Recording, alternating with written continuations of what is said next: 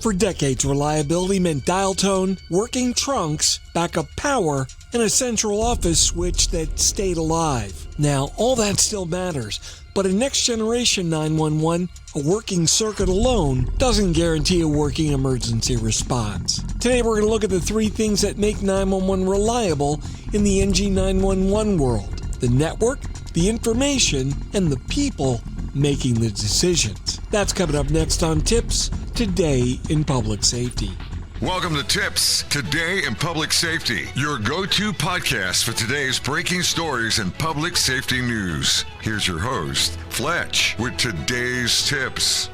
Welcome to TiPS, Today in Public Safety. This is Fletch. I'm a NENA-certified ENP.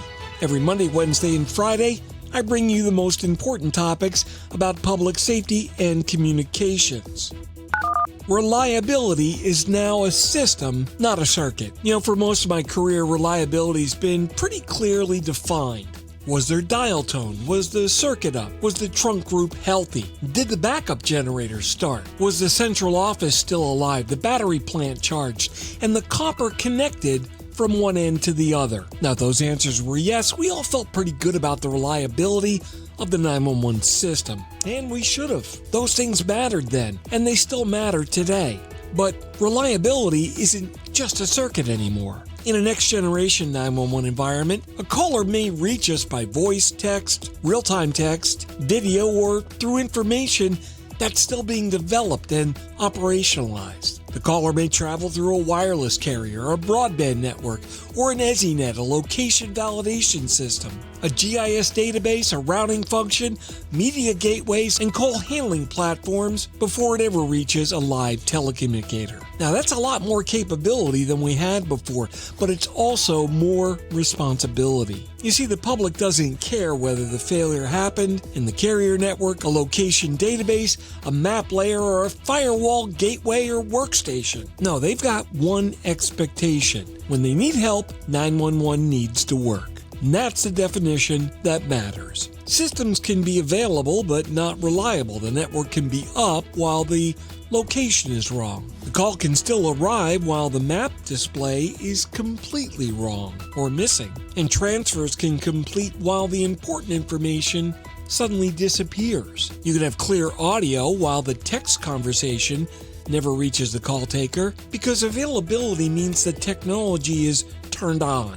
Reliability means the public can reach the right person at the right place and pass usable information when it matters most. And that's a much bigger responsibility than just keeping a circuit alive. The information is now part of the emergency call. Back in the legacy world, the call was primarily voice. In fact, when I started, that's all it was. But over the years, we got Annie, Allie, and later we had mapping and CAD. But for the most part, the call itself was pretty much straightforward. In the NG911 world, the information surrounding the call is starting to get just as important as the call itself. Location data is not just something that helps the call taker. In NG911, it's going to determine where that call routes. GIS is no longer just a mapping project that sits in the back office. It's now a life safety routing function at the heart of NG911.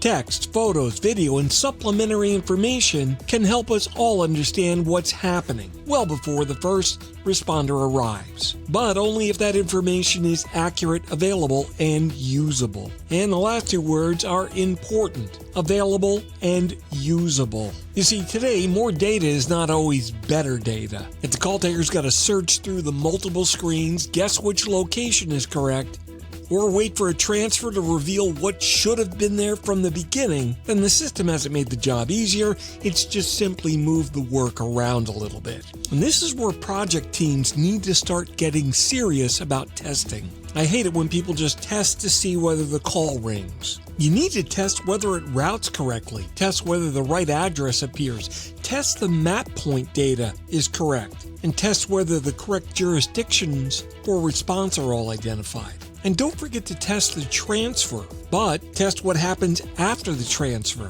Did they get all the information? Test your backup paths. Test what happens when one piece of information is unavailable, and then document it. it might be okay if everything doesn't work exactly perfectly, as long as it's expected and understood. I made a call and it worked. That's not an acceptable test. A real test includes the call ID, the date, the time, the route, the originating device, the location result, the receiving position, and any issue that's got to be corrected. Today, the network is just the transportation system. The data is what gives the transportation system a purpose. We've built some beautiful networks across the country. Now we've got to make sure that the data moves across those networks and is accurate, timely, and useful to the person making the decision. The human is still the reliability component that matters most. You know, there's this temptation in technology projects that believes once the architecture gets modernized that the hard work is finished. It's not. No, the hard work's making the technology useful at 2 o'clock in the morning during a storm with a frightened caller, a tired telecommunicator, a radio channel that just won't shut up, and 3 agencies trying to determine who owns the damn incident. That's where reliability becomes operational. The telecommunicator's got to know what that information means, what's missing, and when to question it, and when to trust their experience over a screen. Supervisors need to know what normal looks like so they can recognize abnormal well before it becomes failure. And technicians need to understand that a successful ping doesn't prove a successful emergency call. It means that something somewhere in the network said, "I can hear you," and not much more. But it doesn't stop there. Project managers need to understand that installed doesn't mean accepted. And leadership needs to understand that resilience is not something that you can buy just once. No, it's something that you build into the way the organization operates. Now, the good news, NG911 gives us all a chance to have a better conversation about that reliability. The GIS team is part of 911 reliability. The cybersecurity team's part of 911 reliability. So is the CAD team and the radio shop. In fact, the telecommunicator, the trainer, the supervisor, the field responder, the network engineer, the vendor, the elected officials are all part of 911 reliability. Yeah, that sounds complicated because it is complicated. So pretending that it's still just a phone line doesn't make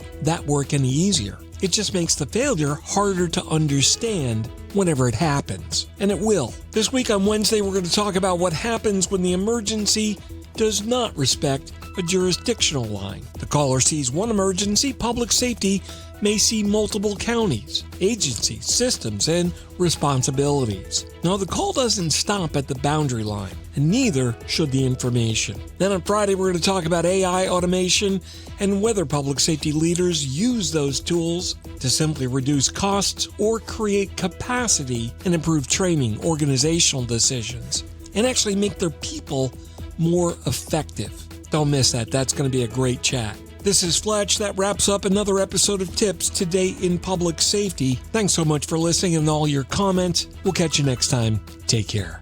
Hey, it's Fletch. Thanks so much for joining me today. I really hope you learned something new.